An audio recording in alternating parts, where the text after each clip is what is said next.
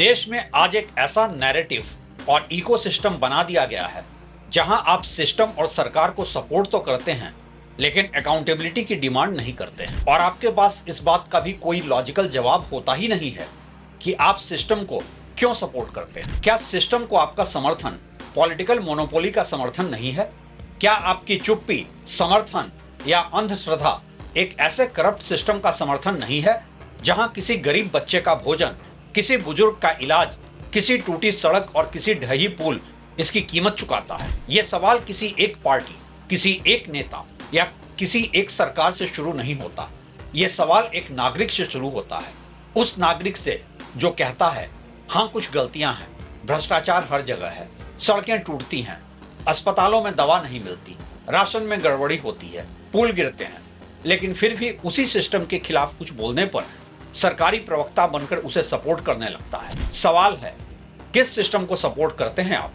क्या उस सिस्टम को जिसमें सत्ता से सवाल पूछना देशद्रोह कहा जाता है?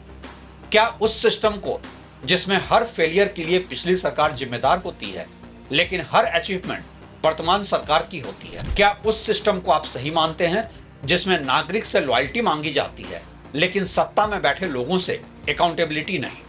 क्या उस सिस्टम को आपका अंध समर्थन है जिसमें बजट की घोषणा बड़ी होती है लेकिन मोहल्ले का अस्पताल खाली होता है? क्या उस सिस्टम के लिए अंधश्रद्धा सही है जिसमें कोई बच्चा कुपोषित रह जाए तो उसे बस मिस्ड डेटा पॉइंट कहा जाता है और कोई बड़ी प्रोजेक्ट डिले हो जाए तो उसे लॉन्ग टर्म विजन कहा जाता है? ये वीडियो किसी एक पार्टी को गाली देने के लिए नहीं है, ये उस नागरिक मानसिकता पर सवाल है जो कहती है सिस्टम पर सवाल मत उठाओ, सिस्टम को सपोर्ट करो। सिस्टम और सरकार पर सवाल उठाने का मतलब है देश के ऊपर सवाल उठाना। क्या एक लोकतंत्र में सिस्टम को सपोर्ट करने का अर्थ सत्ता को ब्लाइंड सपोर्ट करना बन गया है? लोकतंत्र में तो सिस्टम को सपोर्ट करने का सही मायनों में मतलब होता रहा है सिस्टम को जवाबदेह बनाना।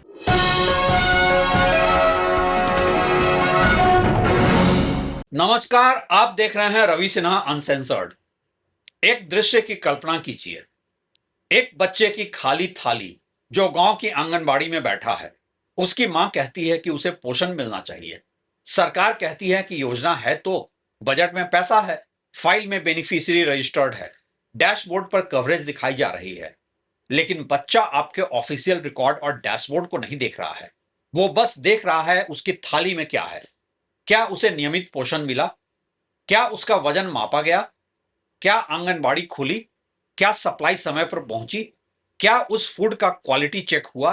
क्या स्थानीय स्तर पर कोई पैसा काट लिया गया? क्या किसी कॉन्ट्रैक्टर ने घटिया फूड आइटम भेजी? क्या अधिकारी ने रिपोर्ट ठीक से पढ़ी? यही भ्रष्टाचार केवल रिश्वत नहीं रह जाता, ये गवर्नेंस फेलियर बन जाता है। देश में न्यूट्रिशन प्रोग्राम का स्केल बहुत बड़ा है, लेकिन ऑडिट रिपोर्ट्स बार बार दिखाती है कि पैसा सैंक्शन होना और बच्चे तक पोषण पहुंचना अलग बातें हैं।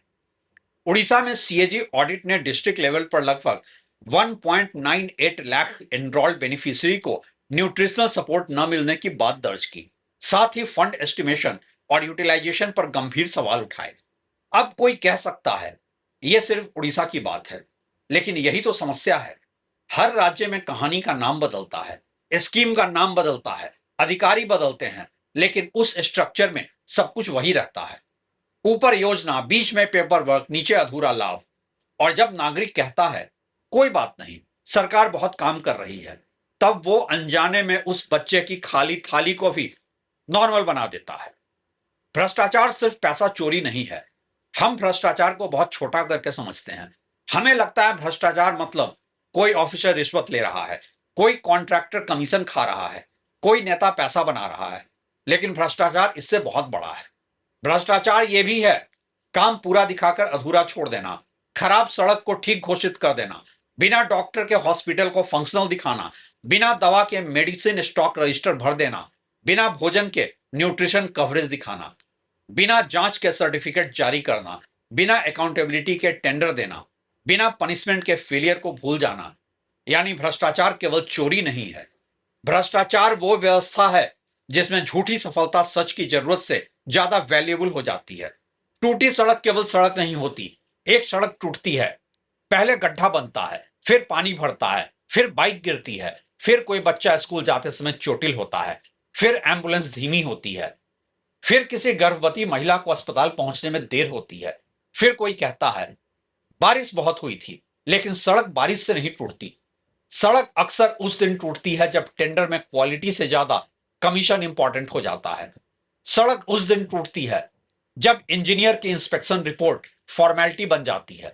सड़क उस दिन टूटती है जब कॉन्ट्रैक्टर को पता होता है कि खराब काम करने पर भी अगला टेंडर मिल सकता है। सड़क उस दिन टूटती है जब नागरिक गड्ढे की फोटो डालकर भूल जाता है और एडमिनिस्ट्रेशन शिकायत को माइनर इशू कहकर टाल देता है। एक खराब सड़क का मतलब केवल खराब एसफॉल्ट नहीं है, वो रोज का प्रोडक्टिविटी लॉस है, वो फ्यूल लॉस है, वो एक्सीडेंट रिस्क है, वो स्कूल अटेंडेंस का रिस्क है, वो हॉस्पिटल एक्सेस का रिस्क है, वो छोटे व्यापारी की डिलीवरी कॉस्ट है, वो गरीब की रोजी पर टैक्स है। और जब हम कहते हैं चलता है भारत में, तो हम दरअसल कह रहे होते हैं किसी और की चोट एक्सेप्टेबल है। एक पुल गिरता है तो सिर्फ कंक्रीट नहीं गिरता। जब कोई पुल गिरता है, सरकार कहती है जांच होगी, कॉन्ट्रैक्टर कहता है अनएक्सपेक्टेड सर्कमस्टांसेस थे, इंजीनियर कहता है टेक्निकल इशू था, मिनिस्टर कहता है दोषियों पर कार्रवाई होगी, मीडिया कुछ दिन डिबेट करता है, फिर नया मुद्दा आ जाता है। लेकिन पुल के नीचे जो दबा, उसका परिवार अगले मुद्दे पर नहीं आता। वो पूछता है डिजाइन किसने अप्रूव किया, मटेरियल किसने चेक किया, मेंटेनेंस किसने किया, वार्निंग साइंस किसने इग्नोर किए, इंस्पेक्शन रिपोर्ट कहां है, दोषी कौन है, और सबसे महत्वपूर्ण सवाल किसे सजा मिली। किसी पुल का कोलैप्स सिर्फ इंजीनियरिंग फेलियर नहीं होता, वो प्रोक्योरमेंट फेलियर हो सकता है, वो इंस्पेक्शन फेलियर हो सकता है, वो पॉलिटिकल प्रोडक्शन का फेलियर हो सकता है, वो इंस्टीट्यूशनल फेलियर हो सकता है।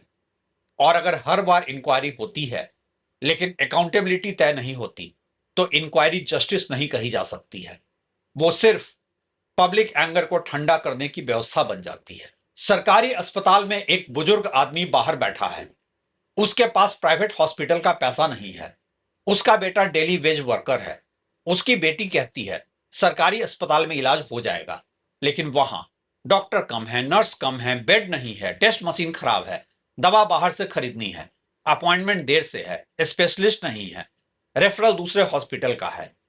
फिर वो प्राइवेट हॉस्पिटल जाता है, फिर लोन लेता है, फिर घर की ज्वेलरी गिरवी रखता है, फिर इलाज और गरीबी की मार एक साथ शुरू हो जाती है। दिल्ली पर सीएजी की 2025 परफॉर्मेंस ऑडिट में मार्च 2022 तक हेल्थ डिपार्टमेंट में 21% स्टाफ शॉर्टेज दर्ज की गई। टेक्निकल स्पेशलिस्ट में 30%, नॉन टीचिंग स्पेशलिस्ट में 28% और नर्सेज पैरामेडिक्स में भी 21% की कमी बताई गई। यह केवल दिल्ली की कहानी नहीं है, यह तो पूरे देश का रिप्रेजेंटेटिव सैंपल है। यह बताती है कि पब्लिक हेल्थ में बिल्डिंग और हेल्थ केयर अलग चीजें हैं। हॉस्पिटल बनाना आसान है, हॉस्पिटल चलाना मुश्किल है। नाम बदलना आसान है, doctor, nurse, diagnostic, medicine supply, emergency care और मेंटेनेंस देना मुश्किल है। भारत में हेल्थ इंश्योरेंस कवरेज बढ़ी है हाल के दिनों में, लेकिन कवरेज और ट्रीटमेंट अवेलेबिलिटी एक ही बात नहीं है।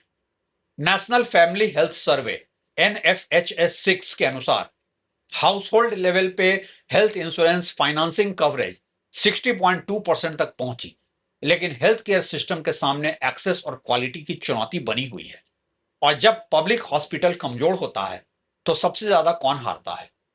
वो व्यक्ति नहीं जो प्राइवेट हॉस्पिटल का पैकेज अफोर्ड कर सकता है, वो हारता है जिसके पास बीमारी के साथ पैसे की बीमारी भी शुरू हो जाती है।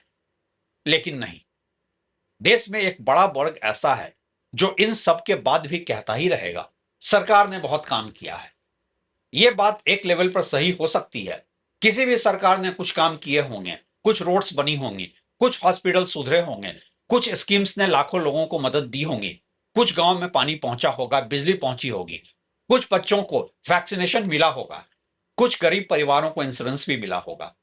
NFHS6 में इंस्टीट्यूशनल डिलीवरीज 90.6% और फुल इम्यूनाइजेशन कवरेज 87.1% बताई गई। यह पब्लिक हेल्थ डिलीवरी में वास्तविक प्रोग्रेस का संकेत है, लेकिन प्रोग्रेस का मतलब इम्यूनिटी फ्रॉम क्वेश्चन नहीं होता। अगर वैक्सीनेशन बढ़ा है तो न्यूट्रिशन पर सवाल खत्म नहीं हो जाते।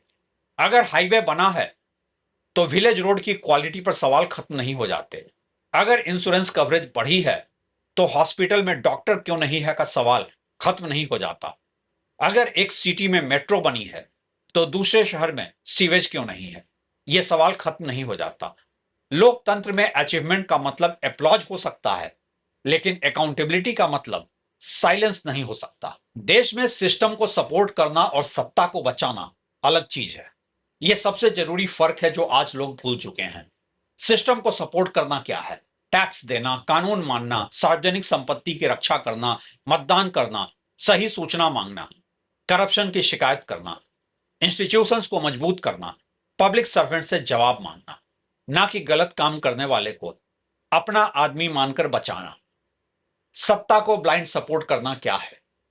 हर सवाल को कॉन्स्पिरेसी कहकर आलोचक को एंटी नेशनल कहना, हर फेलियर के लिए पिछली सरकार को दोष देना, हर स्कैंडल को छोटी बात कहना, हर एक्सीडेंट को डेस्टिनी कहना, हर करप्शन एलिगेशन को पॉलिटिकल ड्रामा कह देना, हर प्रोटेस्ट को एंटी डेवलपमेंट और एंटी नेशनल कह देना, यह सब सिस्टम को सपोर्ट नहीं, भक्तिमय शासन है। और किसी भी देश में ब्लाइंड सपोर्ट का सबसे बड़ा लाभ उस व्यक्ति को मिलता है जो जवाब नहीं देना चाहता, जो एक प्रेस कॉन्फ्रेंस से बचना चाहता है। नागरिक की चुप्पी किसे बचाती है? जब कोई कॉन्ट्रैक्टर खराब काम करता है और लोग कहते हैं सब चलता है, तो कॉन्ट्रैक्टर बचता है। जब कोई हॉस्पिटल में दवा नहीं देता और लोग कहते हैं सरकारी अस्पताल ऐसे ही होते हैं, तो व्यवस्था बचती है। जब कोई स्कूल में टीचर नहीं आता और लोग कहते हैं प्राइवेट स्कूल भेज दो, तो पब्लिक एजुकेशन कमजोर होता है। जब राशन नहीं मिलता और लोग कहते हैं गरीबों को तो फ्री में मिलता है, तो भूख इनविजिबल हो जाती है। जब कोई पुल टूटकर गिरता है और लोग कहते हैं एक्सीडेंट था, तो जिम्मेदार लोग बच जाते हैं। और जब कोई नागरिक सवाल पूछता है तो उससे कहा जाता है आपको सिर्फ निगेटिविटी दिखती है, तो लोकतंत्र यहां पर हार जाता है। लेकिन सवाल पूछना निगेटिविटी नहीं है। सवाल पूछना उस बच्चे के पक्ष में खड़ा होना है जिसके थाली में भोजन नहीं पहुंचा, उस बुजुर्ग के पक्ष में खड़ा होना है जिसे हॉस्पिटल में बेड नहीं मिला, उस मजदूर के पक्ष में खड़ा होना है जो टूटी सड़क पर रोज काम करता है, उस परिवार के पक्ष में खड़ा होना है जिसने पूल कोलैप्स में किसी अपने को खो दिया।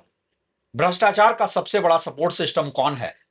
भ्रष्टाचार का सबसे बड़ा सपोर्ट सिस्टम रिश्वत देने वाला नहीं है। भ्रष्टाचार का सबसे बड़ा साथी है आपका नॉर्मलाइजेशन। जब हम मान लेते हैं कि रिश्वत के बिना काम नहीं होगा, सरकारी अस्पताल में इलाज नहीं होगा, सड़क हर बारिश में टूटेगी, पुलों में गड़बड़ी होगी, राशन में कटौती होगी, नौकरी में रिकमेंडेशन लगेगी, टेंडर में कमीशन होगा, पुलिस में सेटिंग होगी, तो हम करप्शन को असाधारण अपराध नहीं, रोजमर्रा की संस्कृति बना देते हैं। और जिस दिन भ्रष्टाचार नॉर्मल हो जाता है, उस दिन सबसे ज्यादा नुकसान गरीब का होता है। क्योंकि अमीर प्राइवेट स्कूल खरीद सकता है, प्राइवेट हॉस्पिटल खरीद सकता है, एसयूवी खरीद सकता है, गेटेड सोसाइटी में घर खरीद सकता है, प्राइवेट सिक्योरिटी खरीद सकता है। लेकिन गरीब और आम सिटीजन को पब्लिक सिस्टम ही चाहिए। इसलिए पब्लिक करप्शन सबसे पहले गरीब पर हमला करता है। मेरी पार्टी का भ्रष्टाचार भ्रष्टाचार नहीं, यह भारत की सबसे डेंजरस पॉलिटिकल बीमारी है। अगर करप्शन विपक्ष करे तो देशद्रोह, अगर वही काम अपनी पार्टी करे तो स्ट्रैटेजी, मास्टर स्ट्रोक। अगर कोई दूसरी सरकार में पुल गिरे तो इनकॉम्पिटेंस, अगर अपनी सरकार में गिरे तो नेचुरल ट्रेजेडी, अगर दूसरी सरकार में हॉस्पिटल खराब हो तो फेलियर, अगर अपनी सरकार में खराब हो तो इनहेरिटेड प्रॉब्लम। यह मोरालिटी नहीं है, यह ट्राइबल पॉलिटिक्स है। और ट्राइबल पॉलिटिक्स में सिटीजन हारता है, क्योंकि नेता बदलते रहते हैं लेकिन पब्लिक में मनी एक ही रहती है और वो आपकी होती है। आपका टैक्स किसी पार्टी का डोनेशन नहीं है, आपका टैक्स किसी नेता की पर्सनल प्रॉपर्टी नहीं है। आपका टैक्स उस बच्चे की न्यूट्रिशन स्कीम, उस स्कूल की टीचर सैलरी, उस हॉस्पिटल की मेडिसिन और उस रोड की क्वालिटी के लिए है। आज देश में आरटीआई को कमजोर किया जा चुका है। गवर्नमेंट फेलियर का डेटा भी नहीं है पब्लिक डोमेन में। डेटा हमेशा सरकार के खिलाफ नहीं होता। डेटा कभी प्रोग्रेस भी दिखाता है, कभी फेलियर भी। नेशनल फैमिली हेल्थ सर्विस 6 में मैटरनल केयर, इंस्टीट्यूशनल डिलीवरी और इम्यूनाइजेशन में इंप्रूवमेंट दिखती है, लेकिन पब्लिक हेल्थ स्टाफिंग गैप और ground level service delivery failure भी ऑडिट रिपोर्ट में सामने आते हैं। यही मैच्योर नागरिकता है। जहां अच्छा हुआ वहां मानिए, जहां गलत हुआ वहां सवाल पूछिए, जहां पैसा खर्च हुआ है वहां परिणाम मांगिए, जहां परिणाम नहीं मिला वहां जिम्मेदारी मांगिए। ये एंटी गवर्नमेंट नहीं है, ये प्रो सिटीजन है। आज अगर आप ऐसा नहीं कर रहे हैं तो आप समर्थन किसका कर रहे हैं? अगर आप सिस्टम को सपोर्ट करते हैं तो सपोर्ट कीजिए उस बच्चे का जिसे न्यूट्रिशन चाहिए, उस किसान का जिसे सही सड़क चाहिए, उस मरीज का जिसे दवा चाहिए, उस बुजुर्ग का जिसे डिग्निटी के साथ इलाज चाहिए, उस स्टूडेंट का जिसे फंक्शनिंग स्कूल चाहिए, उस टैक्स पेयर का जिसे अकाउंटेबिलिटी चाहिए, उस वर्कर का जिसे सेफ पुल चाहिए, उस होम बायर का जिसे ऑनेस्ट रेगुलेशन चाहिए। लेकिन अगर आपका सपोर्ट केवल सत्ता के लिए है और सत्ता की हर गलती पर आपकी प्रतिक्रिया है कि लेकिन दूसरे भी तो करते हैं, तो आप सिस्टम को नहीं, इंप्यूनिटी को सपोर्ट कर रहे हैं।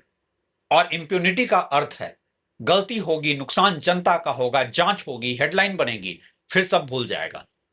लोकतंत्र का नागरिक सरकार का फैन बॉय नहीं होता, वो मालिक होता है। सरकार उसकी एम्प्लॉय है, सिस्टम उसकी प्रॉपर्टी होता है और अकाउंटेबिलिटी उसका अधिकार नहीं, उसकी जिम्मेदारी भी होती है। सबसे बड़ा सवाल इसलिए यह नहीं है कि आप सिस्टम को क्यों सपोर्ट करते हैं।